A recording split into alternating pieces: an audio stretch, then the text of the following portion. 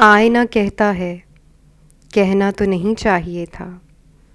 تو ابھی زندہ ہے رہنا تو نہیں چاہیے تھا، اس کی بنیاد میں آنسو تو نہیں رکھے تھے،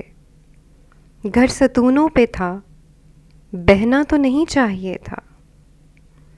سوچتا ہوں کہ میرے گھر میں اندھیرا کیوں ہے، دن نکل آیا ہے رہنا تو نہیں چاہیے تھا،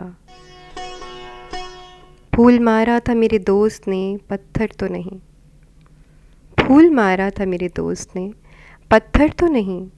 مجھ کو مر جانا تھا سہنا تو نہیں چاہیے تھا، میں نے ایک پیڑ سے ملبوس کے پتے مانگے، میں نے ایک پیڑ سے ملبوس کے پتے مانگے، سارا جنگل ہی برہنا تو نہیں چاہیے تھا۔